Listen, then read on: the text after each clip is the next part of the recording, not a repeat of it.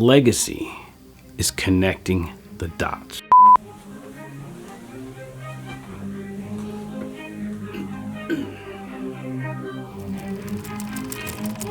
Ready? In the last episode, we talked about how to begin to tell your story.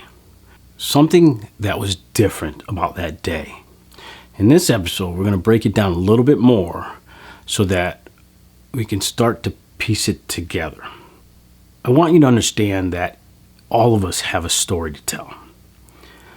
And even though you may not think that you have a legacy to leave, that's not true, because you matter. You matter to someone. And I want you to think about, when it comes to telling your story, you're not telling the story for you, you're telling it for them, so that they can remember you, so that they will know who you were. Because whether you realize it or not, generations that you may never meet want to know about you, want to know about your story, because it becomes part of their story.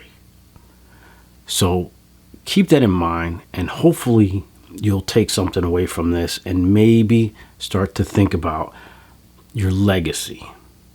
I believe it was Corey Mandel, who is a Hollywood scriptwriter and playwright, worked with all the major film companies and stars like Harrison Ford and others. And I believe it was him that said that legacy is connecting the dots.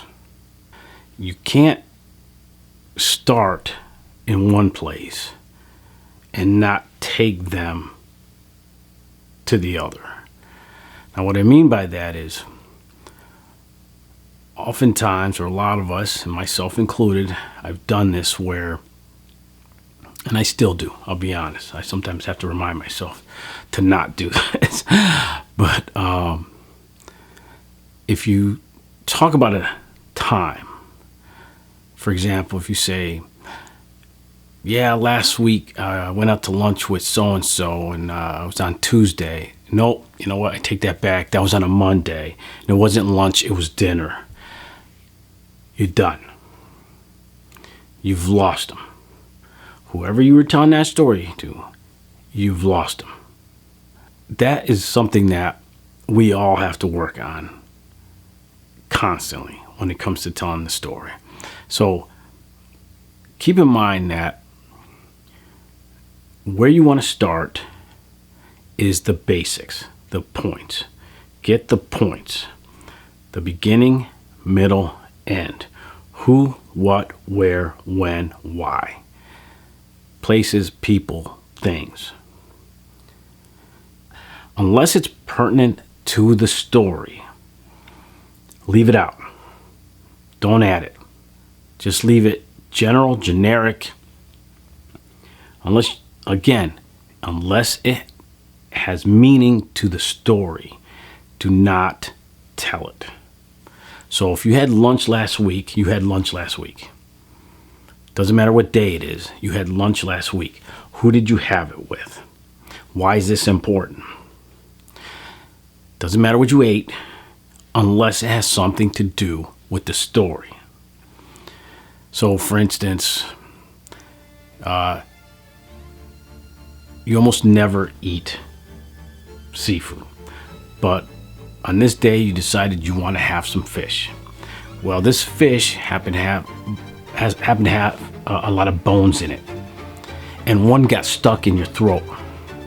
And all of a sudden, now you're like starting to panic because now you've got this bone stuck in your throat, and your friend is sitting across from you, looking at you like, uh-oh.